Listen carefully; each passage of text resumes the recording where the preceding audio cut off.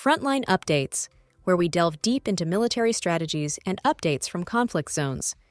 Today, we're discussing the progress of the ongoing special military operation as of November 1st, 2024.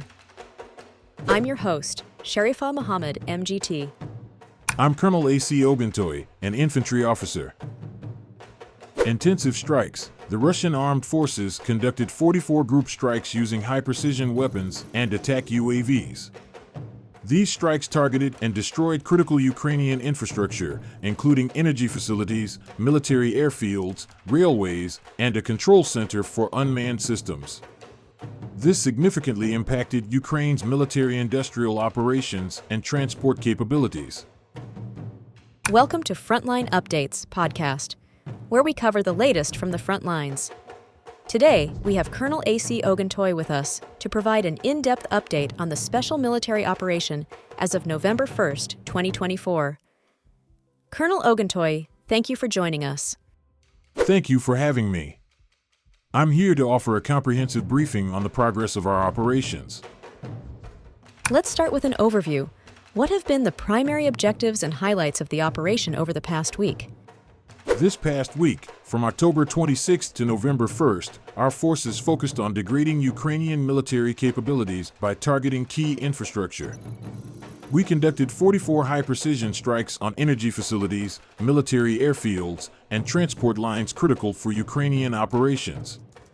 These strikes significantly impacted their military-industrial complex and the transportation of Western-supplied weapons dock capacity. Can you elaborate on the impact of these strikes? What specific infrastructure was targeted? The strikes destroyed energy facilities supporting military production, railways used for transporting Western equipment, and several Ukrainian control centers for unmanned systems. We also hit workshops for producing and storing attack UAVs, ammunition depots, and fuel bases, all of which are essential for Ukrainian operations. This has disrupted their supply chain and reduced their capacity to maintain military pressure. That sounds significant. Let's move to the ground operations. What progress has been made by the North Group of Forces, particularly in the Kursk region? In the Kursk region, our North Group of Forces continued their offensive, targeting Ukrainian tank, mechanized, airborne assault, marine, and territorial defense brigades. Airstrikes, UAVs, artillery, and heavy flamethrower systems were employed effectively, resulting in substantial Ukrainian losses, including personnel and equipment. And how did operations unfold in the Kharkiv direction?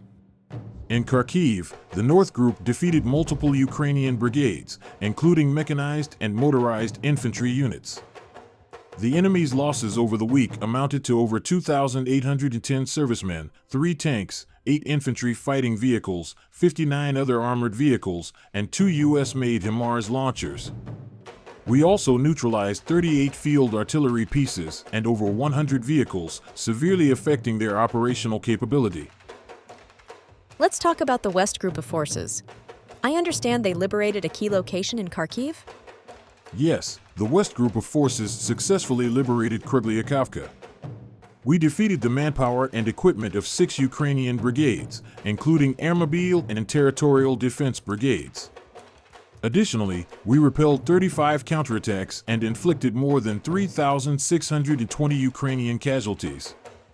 Significant military assets were neutralized, including U.S.-made M113 armored personnel carriers, NATO-made artillery, and multiple electronic and counter-battery warfare stations.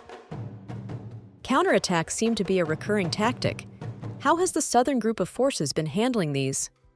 Our Southern Group has been pushing into Ukrainian defenses and repelling counterattacks consistently. This week, they liberated Alexandropol and Katarinovka in the Donetsk region. Over 5,390 Ukrainian servicemen were neutralized, along with 2 tanks, including a German-made Leopard. Additionally, we took out U.S.-made HIMARS launchers, Western artillery, and multiple ammunition depots. It sounds like a decisive week for the Southern Front. How about the Center Group of Forces? The Center Group made significant advancements, liberating 5 settlements, including Seladovo and Gornyak in the Donetsk People's Republic. They faced and repelled 72 counterattacks, resulting in approximately 3,840 Ukrainian casualties. Among the destroyed equipment were Swedish Viking armored carriers, several artillery pieces, and a large number of vehicles. What progress has the East Group of forces made over the past week? The East Group has been equally effective.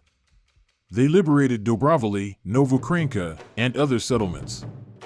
Ukrainian forces in this area suffered around 840 casualties and lost numerous tanks, armored vehicles, and Western-supplied self-propelled artillery units, significantly weakening their defensive capabilities. Turning to the DNEPR group of forces, what role have they played in this week's operations? In the Zaporizhia and Kherson regions, the Dnipro Group inflicted substantial losses on Ukrainian brigades, including mechanized and mountain assault units. Ukrainian forces suffered 500 casualties, and we destroyed 27 vehicles, 11 artillery pieces, and multiple electronic warfare stations. This continues to degrade their ability to mount sustained defenses. You mentioned earlier the role of air and missile strikes. How have these been employed in this past week? Operational tactical aviation, UAVs, missile troops, and artillery have targeted Ukrainian airfields, ammunition and fuel depots, and key troop concentrations across 135 areas. These strikes are essential to destabilize Ukrainian forces and limit their ability to launch counteroffensives or reinforce positions. And on the air defense front, how effective have Russian systems been in countering aerial threats? Our air defense systems have proven highly effective, intercepting a range of threats. Over the week, we shot down 7 ATACMS missiles, 26 HIMARS rockets, 9 French-made hammered guided bombs, a modified S-200 missile, and over 800 UAVs. These interceptions have prevented potential damage to our positions and maintained our operational momentum. Colonel, thank you for providing such a detailed briefing on the current military situation. Your insights are invaluable to our understanding of the conflict's dynamics. And thank you to our listeners for tuning in. Join us next time as we continue to provide up-to-date coverage on global military affairs.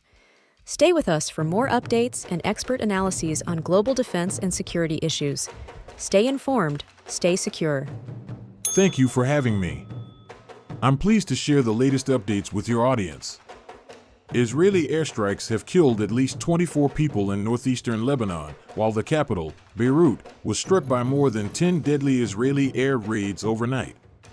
Additionally, at least 55 individuals lost their lives in Israeli attacks across Gaza in the past 24 hours, according to the health ministry of the enclave.